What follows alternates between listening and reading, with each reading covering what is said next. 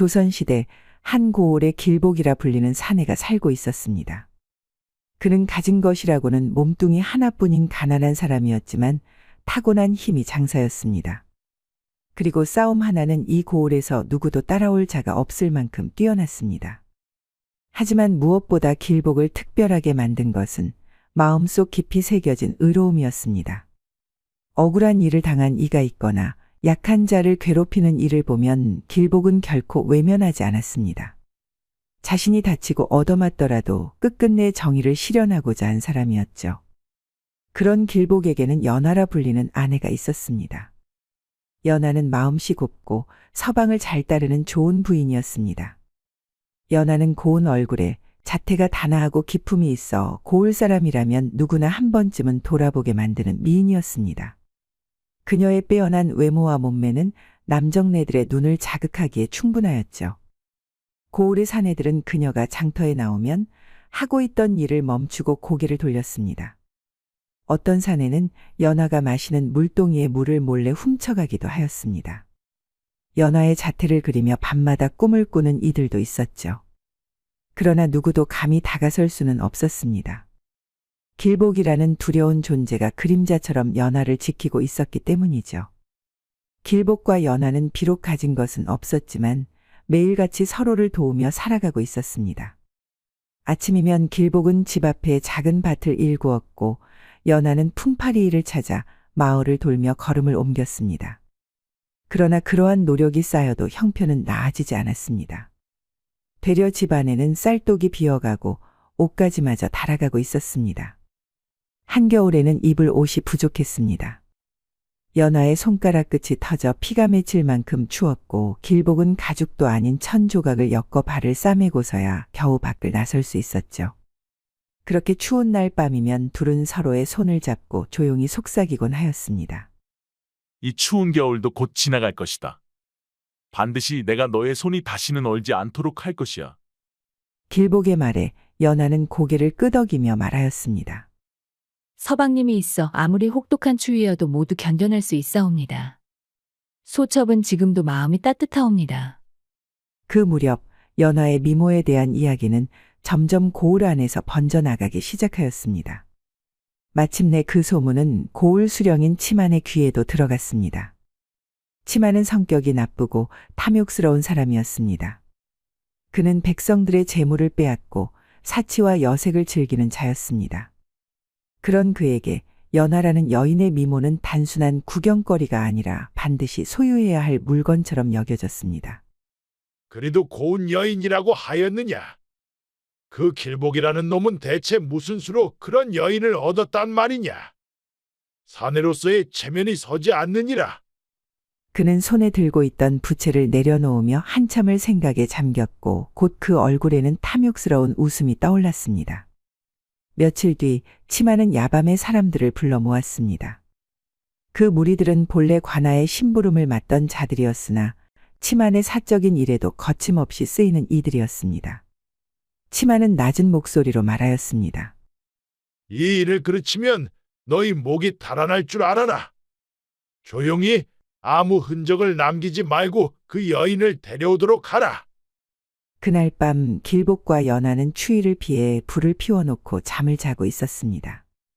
불빛이 희미하게 남아있는 그 밤중 관가의 부하들이 조심스럽게 담을 넘고 소리 없이 집 안으로 들어갔습니다. 그들은 미리 풀어둔 끈과 이불을 들고 안으로 들어섰습니다. 연하는 깊은 잠에 빠져 있었고 길복 또한 피로에 지쳐 움직이지 않았습니다. 부하들은 숨소리조차 죽인 채로 연하를 조심스럽게 이불로 감싸들어서 꽁꽁 묶었습니다.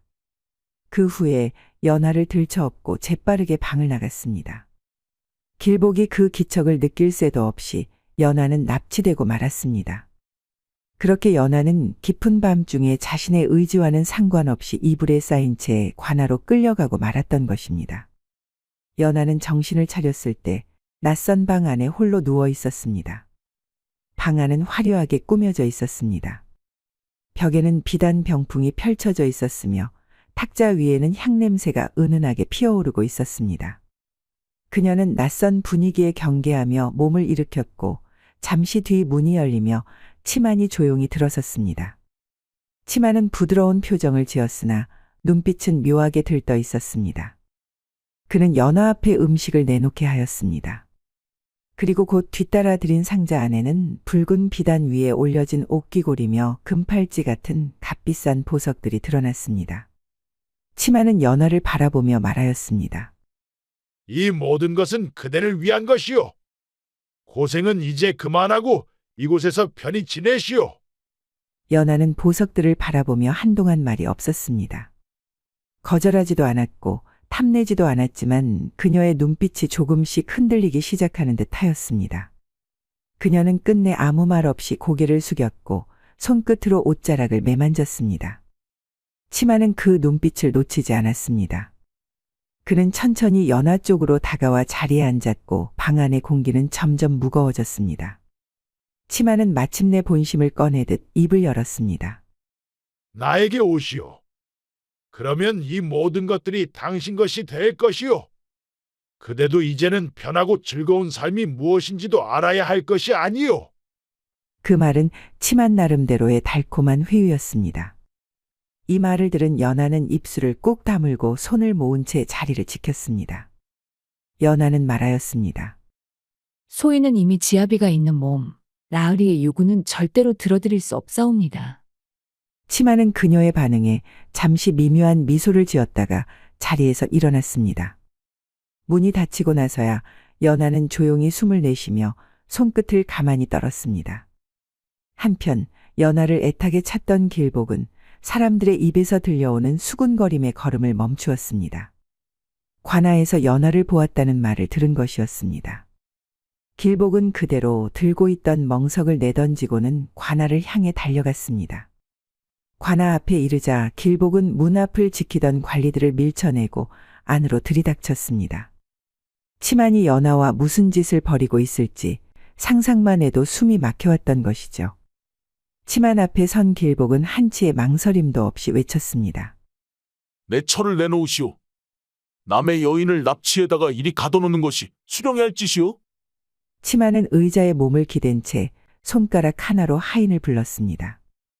곧 길복 앞에 비싼 은덩이와 비단꾸러미가 쌓이기 시작하였습니다. 치마는 태연한 얼굴로 길복을 내려다보며 말하였습니다. 길복이라 했던가? 이 재물을 받고 너의 부인을 나에게 팔거라. 그러면 너도 그 계집도 평생 편안하게 살 수 있을 것이니라. 이참에 새 장가를 드는 것도 나쁘지 않을 것 같구나. 길복은 그 말을 듣자마자 두 눈이 붉어졌고 눈앞에 놓인 비단 보따리를 번쩍 들어 그대로 땅에 패대기 쳤습니다. 은덩이와 보석은 사방으로 흩어져 버렸습니다. 이깟 것들이 평생 쌓아온 정을 이긴다고 생각하시오? 지금 당장 내 철을 데려갈 것이니 연하를 내놓으시오. 치만의 이마에 핏줄이 도드라졌고 그는 손을 내저으며 호령하였습니다. 이 건방진 놈을 당장 곤장 30대 때려서 내쫓아라. 곧 하인들이 달려들었고 길복은 팔을 붙잡힌 채 눕혀졌습니다. 실컷 얻어맞은 길복의 볼기짝은 새빨갛게 달아올랐습니다. 하지만 길복은 끝내 이를 악물고 소리 한마디 지르지 않았습니다. 치마는 그 모습을 차갑게 내려다보다가 흥미가 사라졌다는 듯 고개를 돌렸습니다. 길복은 곤장을 맞은 뒤 관아 밖으로 쫓겨났습니다. 길복은 치만에게 부인을 빼앗기고 곤장까지 얻어맞고 말았습니다. 길복은 치만에게 반드시 복수를 하겠노라고 마음속 깊이 다짐하였습니다. 그러던 어느 날이었습니다. 멍든 몸을 이끌고 관아 근처를 서성이던 길복은 관아 앞에 쓰러져 있는 한 사람을 발견하였습니다. 그 스님의 얼굴을 확인한 순간 길복은 깜짝 놀랐습니다. 그는 바로 도연이라는 스님이었던 것입니다. 도연은 이 고을 사람들 사이에서 익히 알려진 인물이었습니다. 그는 단지 인품만 좋은 것이 아니라 신통한 능력까지 가지고 있었습니다. 고을에는 온몸이 부르튼 병자가 도연의 손길을 받고 단숨에 일어났다는 소문이 들려왔습니다. 어떤 사람은 도연이 그의 이마에 손을 얹고 조용히 기도만 하였을 뿐인데도 깊은 상처가 단숨에 아물었다는 말을 전하기도 하였습니다. 그래서 도연은 고을 사람들에게 있어 단순한 스님이 아니라 믿음과 희망 그 자체로 여겨지고 있었습니다. 치마는 도연 스님의 인기가 날로 높아지는 것을 지켜보며 점점 마음이 조급해졌습니다. 고을 사람들은 오로지 도연 스님의 덕과 은혜만 칭찬할 뿐이었고 그와 비교되는 치마를 맹렬하게 욕을 하였습니다. 마침내 치마는 도연 스님을 붙잡아 관하로 끌고 오게 하였습니다. 그리고는 도연 스님이 요망한 술법으로 백성들을 현혹하고 있으며 이 고을을 어지럽히는 선동자라는 죄를 뒤집어 씌웠습니다. 치마는 사람들을 일부러 불러 모은 뒤 도연을 형틀에 눕히게 하였습니다. 곧 사나운 병졸들이 곤장을 쥐고 도연의 볼기짝을 향해서 힘껏 매를 내리쳤습니다. 그렇게 도연은 곤장을 맞은 채 관아 밖으로 쫓겨났고 의식을 잃은 채 혼자 남게 되었던 것입니다. 그리고 그것을 길복이 발견하게 된 것이었습니다. 길복은 도연을 등에 업고 천천히 자신의 집으로 향하였습니다. 집에 도착하자마자 그는 찬물을 덜어내어 상처를 닦고 약초를 다졌습니다. 그리고는 약초를 스님의 깊은 상처에 발라주었습니다. 그렇게 사흘이 지나자 스님은 겨우 정신을 차리고 눈을 떴습니다. 계속 스님 옆에 앉아있던 길복은 기뻐하면서 말하였습니다. 스님, 정신이 드십니까? 다시 눈을 뜨셔서 천만 다행입니다. 도연은 길복을 한참을 바라보다가 길복의 얼굴을 보고 조용히 미소를 지었습니다. 귀하신 분 덕에 이 사람이 목숨을 건졌사옵니다. 이 몸을 살려주셔서 감사합니다. 시간이 더 흘러 도연은 길복의 간호 덕에 다시 예전과 같은 건강을 되찾았습니다. 도연은 길복의 집을 떠나기 전 품에서 작은 나무함 하나를 꺼내어 길복에게 주었습니다. 이것은 제 스승으로부터 물려받은 약이옵니다. 이 안에는 인간이 저승사자와 대화를 나눌 수 있도록 해주는 약이 들어 있사옵니다. 그뿐 아니라 인간이 저승사자의 몸을 붙잡을 수도 있게 만들어주지요. 아무 때나 쓰실 것은 아니고 정말로 사랑하는 이를 살려야 하는 절박한 순간이 온다면 꼭 그때 하나 써보십시오. 길복은 약을 받으며 말하였습니다. 이 은혜 결코 잊지 않겠습니다. 이 약은 반드시 올바른 곳에 쓰겠습니다. 도연은 길복에게 합장을 한 뒤 길복의 집을 떠났습니다. 어디로 떠나는 길인지는 알려주지 않고서 말입니다. 그 무렵 연하는 치만이 매일같이 값비싼 음식과 비단 옷을 내어주며 자신을 정성껏 대하는 모습을 보자 마음 한구석이 조금씩 흔들리기 시작하였습니다. 연하는 남편 길복을 생각하면서 애써 마음을 다잡으려고 했습니다. 하지만 그때마다 사또가 건네는 따뜻한 음식과 향긋한 술, 자줏빛 옷자락의 감촉이 그녀에게 은근한 유혹으로 다가왔습니다. 연하가 흔들리고 있다는 것을 알아챈 치마는 슬슬 마지막 술을 두어야 할 때가 왔다고 생각했습니다. 어느 날 치마는 연하에게 조용히 말을 건넸습니다. 연하, 이 고을의 백성들이 어찌 되는가가 오로지 그대의 선택에 달려있어. 그대의 서방과 이웃들 말이요. 그대와 내가 오늘 밤을 함께하지 않으면 길복의 목숨은 위태로워지고 말 것이요. 그리고 고을 사람들 또한 지금보다 더 가혹하게 수탈당하고 괴롭힘을 당하게 될 것이요. 연하는 그 말에 잠시 숨이 막히는 듯 가만히 고개를 숙였습니다. 그녀의 마음은 복잡하게 흔들렸고 며칠 전부터 느껴지는 무거운 감정 속에서 괴로워하고 있었습니다. 사또에게서 받았던 그 호의와 관심을 완전히 외면할 수도 없는 일이었습니다. 우선 서방의 목숨은 살리고 봐야 할 일이었습니다. 결국 연하는 조용히 사또에게 고개를 끄덕였습니다.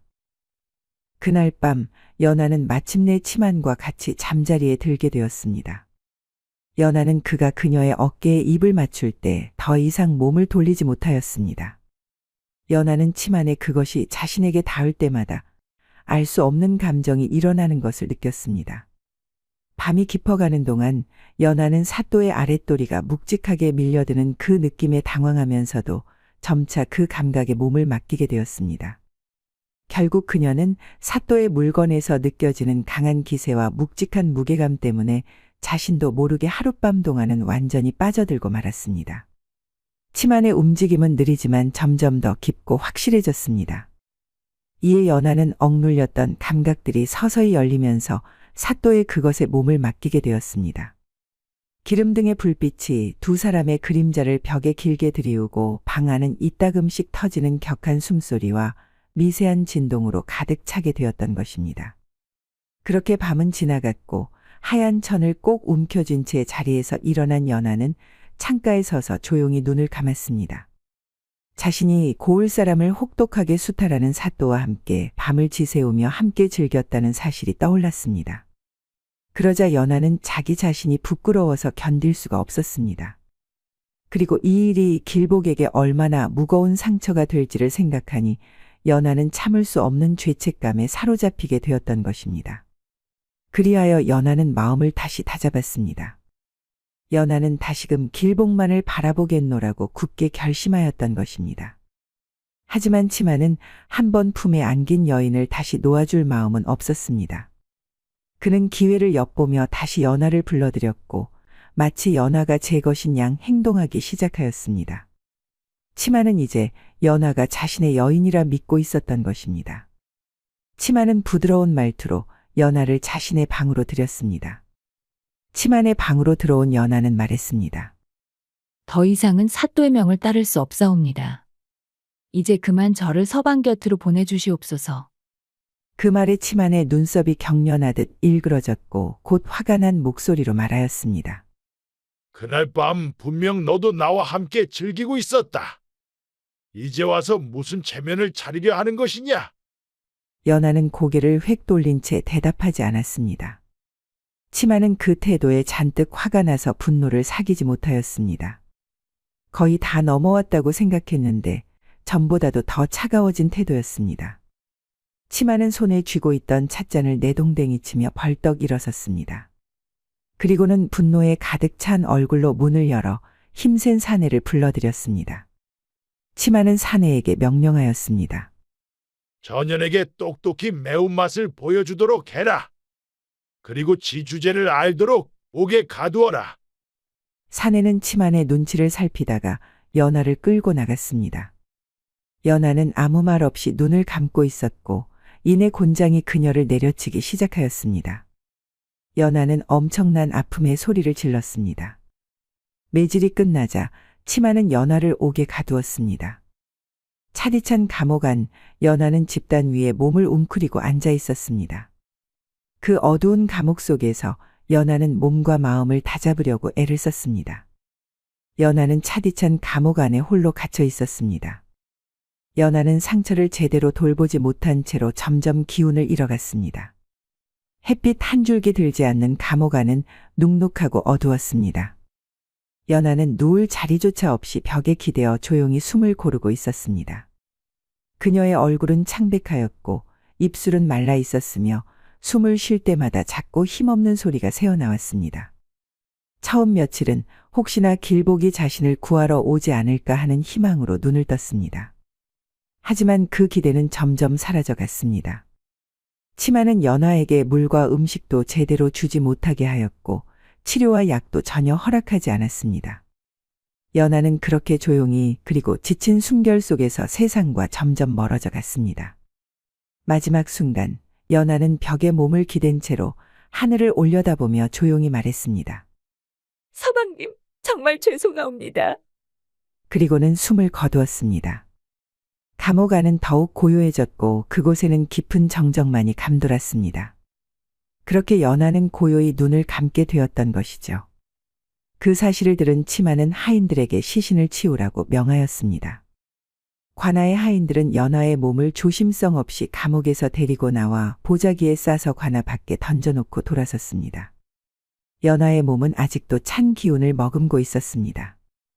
마을 사람들로부터 연하가 죽었다는 소식을 들은 길복은 단숨에 관아로 달려갔습니다. 길복은 마당 한켠에 조용히 놓여있는 연하를 본 순간 그대로 무릎을 꺾고 주저앉았습니다. 길복은 말없이 다가가 연하의 몸을 부드럽게 안아 올렸고 차갑게 식은 얼굴을 바라보며 입술을 깨물었습니다. 길복의 눈가에는 눈물이 흘렀고 두 손은 미세하게 떨렸습니다. 길복은 연하의 얼굴을 가슴에 꼭 끌어안고 참아왔던 눈물을 터뜨리며 울음을 쏟아내었습니다. 연하를 데리고 집에 돌아온 길복은 품에 안은 연하의 얼굴을 가만히 들여다보았습니다. 마치 잠든 사람처럼 평온한 표정이었지만 그 고요함이 오히려 길복의 가슴을 더욱 아프게 하였습니다. 그는 조심스레 연화의 머리카락을 쓸어넘기며 중얼거렸습니다. 연화야, 제발 다시 눈을 뜨거라. 나는 너 없이는 더 살 수가 없단 말이다. 그러다 문득 길복은 오래전에 도연 스님이 건네주었던 약이 떠올랐습니다. 사람과 저승사자가 직접 마주하게 해주며 죽은 사람을 살릴 수도 있다던 그 신비한 약 말입니다. 그제야 길복은 자신에게 아직 마지막 기회가 남아있다는 것을 깨달았습니다. 길복은 품 안에서 작은 나무 상자를 꺼내었습니다. 그 상자 안에는 도연 스님이 전해주었던 약이 조심스럽게 담겨 있었죠. 길복은 떨리는 손으로 그 약을 집어들고 연화의 곁에 조용히 앉았습니다. 그리고는 연화의 손을 꼭 잡은 채 눈을 감고 약을 삼켰습니다. 그리고 밤사이 연화 곁에 가만히 앉아서 저승사자를 기다렸습니다. 얼마의 시간이 흘렀는지 알 수 없었지만 공기마저 얼어붙는 듯한 고요함 속에서 갑작스레 낯선 기운이 감돌기 시작하였습니다. 그리고 이내 문틈 사이로 희미한 그림자가 스르르 안으로 들어섰습니다. 그 그림자는 천천히 모습을 드러내며 마침내 연화의 곁에 조용히 멈추어 섰습니다. 저승사자가 나타난 것이었죠. 저승사자의 피부는 창백했고 차갑고 무시무시한 기운이 느껴졌습니다. 그 모습은 이 세상의 존재는 전혀 아니었죠. 길복은 숨을 죽이며 가만히 그 존재를 바라보았습니다. 등골을 타고 서늘한 기운이 스며들었지만 길복은 방 안에서 꼼짝도 하지 않았습니다. 길복은 무릎을 꿇고 손을 뻗어 저승사자의 발목을 붙잡았습니다. 그 간절한 마음만은 누구도 막을 수 없는 것이었습니다. 길복은 숨을 헐떡이면서 조금씩 입을 떼었습니다. 연화 대신 나를 데려가 주시오. 그녀는 치만이라는 나쁜 사또에게 억울하게 끌려가서 죽을 때까지 매질을 당하여 이렇게 된 것이오. 그녀는 아무런 죄가 없소. 제발 연화 대신 나를 데려가 주시오. 이렇게 빌겠소이다. 길복의 눈빛에는 간절함과 절박함이 가득 담겨 있었습니다. 저승사자는 당황한 표정으로 길복을 내려다보았습니다. 보통 산 사람이라면 자신을 볼 수 없는 게 당연했습니다. 근데 눈앞에 이 남자는 자신을 보는 것을 넘어 자신의 다리를 붙잡고 있었습니다.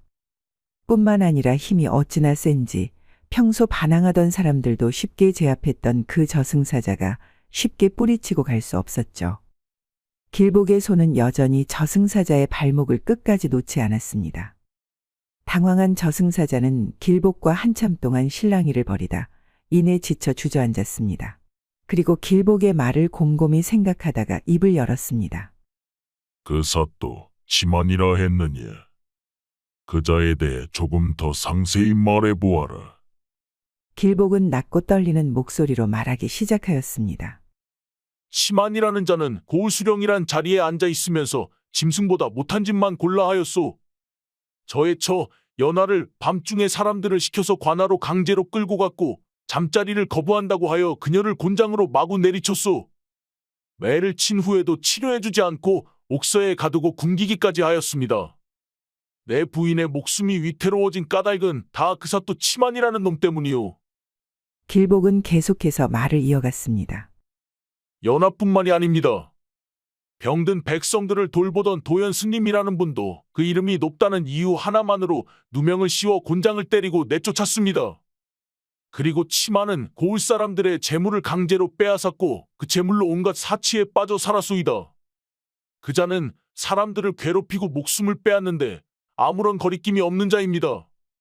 저승사자는 길복의 말을 들은 뒤에도 한동안 아무 말 없이 있었습니다.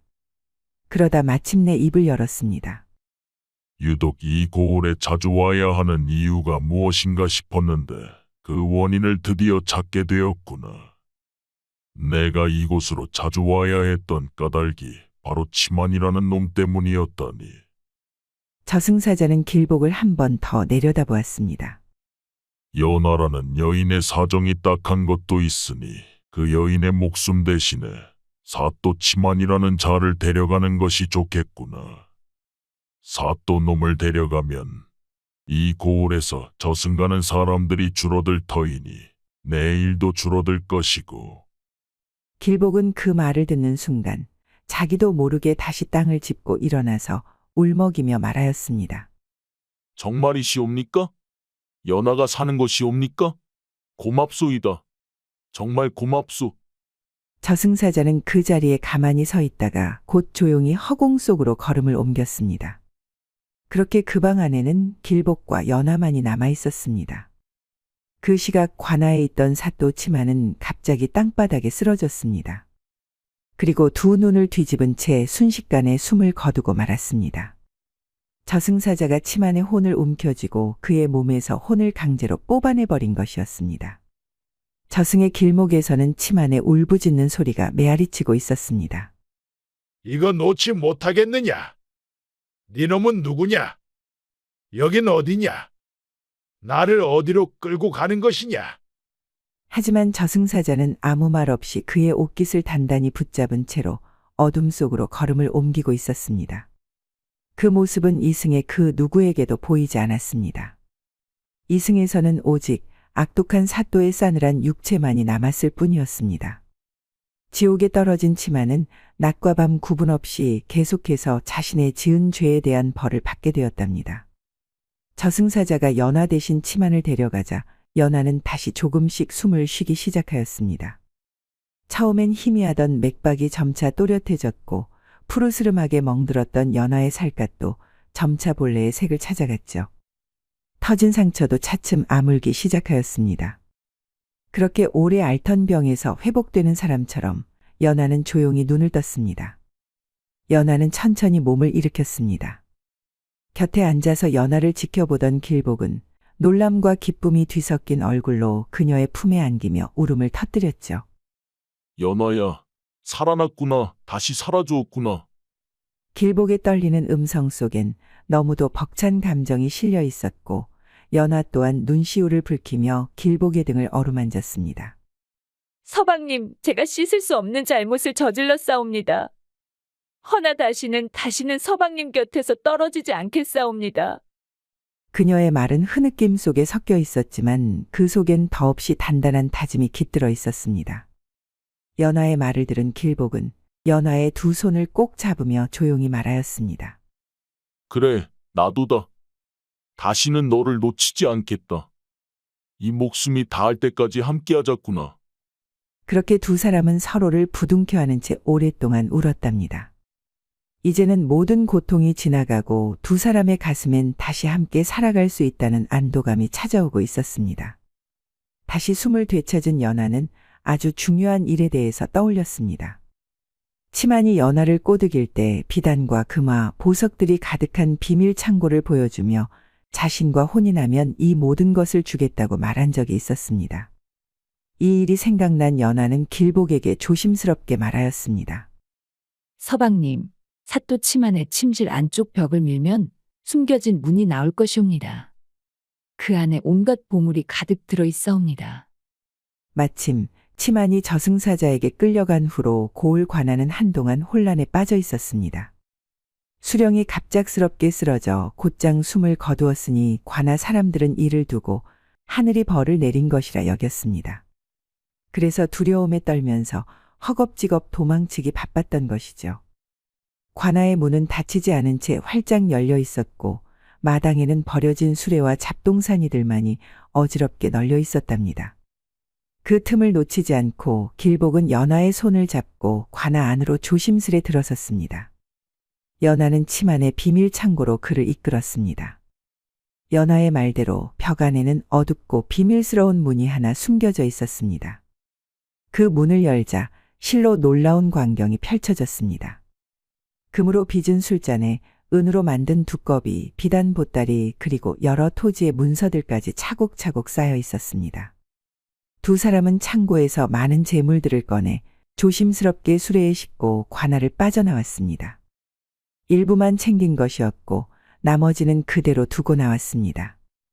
비밀 창고의 문은 활짝 열어둔 채로 말이죠.